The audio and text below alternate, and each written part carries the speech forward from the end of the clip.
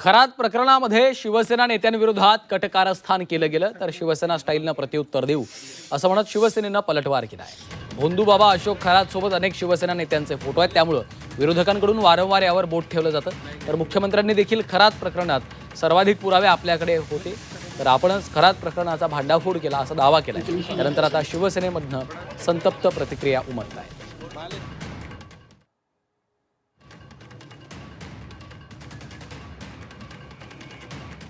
तर शिवसेना स्टाईलनं आपण उत्तर देऊ, फोटोंवरून शिवसेना आता आक्रमक झालेली आहे। दुसरीकडे मुख्यमंत्र्यांनी देखील या संपूर्ण प्रकरणात संबंधित यंत्रणांना कडक कारवाईचे आदेशही दिलेत असं सांगितलेलं आहे।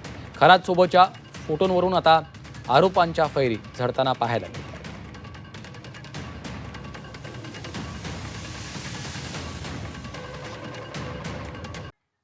खरात सोबतच्या फोटोंवरून आता शिवसेनेविरोधात कट केल्यास उत्तर देऊ असं शिवसेनेच्या प्रवक्त्यांनी म्हटलेलं आहे। त्यांच्या आक्रमक प्रतिक्रिया उमटताना आपल्याला आता पाहायला मिळत आहे। शिवसेना याच मुद्द्यावरून आक्रमक झालेली आहे।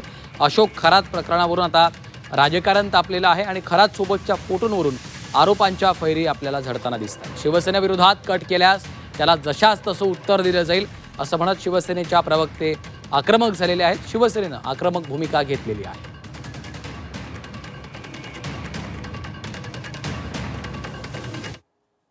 स्वतः डीजींना मी सांगितलेलं आहे की त्यांनी याचं मॉनिटरिंग करायचं आहे। याच्यामध्ये एसआयटी तयार केलेली आहे। नाशिक सीपी आणि एसआयटी मिळून या ठिकाणी हे काम पूर्ण करत आहेत आणि मला असं वाटतं की या संदर्भात कुठल्याही परिस्थितीत कोणालाही स्पेअर केलं जाणार नाही।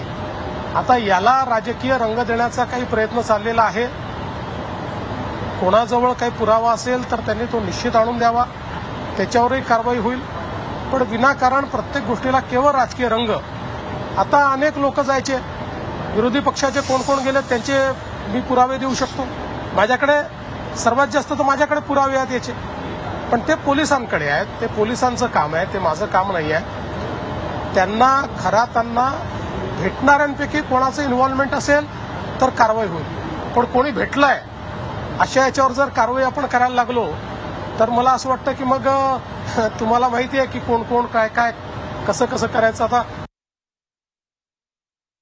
जोपर्यंत तू संत आणि बाबा त्याची प्रकरणं बाहेर येत नाहीत तोपर्यंत त्याला सगळेजण संत आणि बाबा म्हणतात। मग असे कितीतरी बाबा होते समाजात, नंतर त्यांची प्रकरणं बाहेर आली आणि मग कळलं की तो किती वाईट आहे ते। पण ते चांगले असताना अगदी पंतप्रधानांपासून ते मुख्यमंत्र्यांपर्यंत सगळे लोक याच्या पूर्वीचा इतिहास जर बघितला तर सगळे बाबांना आणि संतांना भेटत होते। त्याच्यामुळे अशा प्रकारे फोटो व्हायरल करून बदनामी करण्याचा प्रयत्न करून आणि वाटेल तशी बडबड करून याच्यात राजकारण आणण्यात काही अर्थ नाही।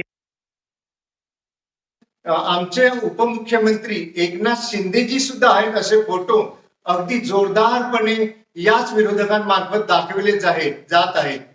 जेव्हापासून एकनाथ शिंदे साहेब दिल्लीला जाऊन परत आलेले आहेत तेव्हापासून त्यांचं नाव जोरदारपणे घेतलं जात आहे आणि त्यांना बदनाम करण्याचं कट कारस्थान एक प्रकारे केलं जात आहे असा संशय येतो। मात्र शिवसेना या सर्व प्रश्नांची उत्तरं दिल्याशिवाय गप्प राहणार नाही आणि जर का फक्त केवळ फोटो आहेत म्हणून आरोप केले जात असतील तर इतर सर्वच या फोटोंमुळे कटघऱ्यामध्ये उभे राहू शकतात, हे सुद्धा कोणी विसरू नये।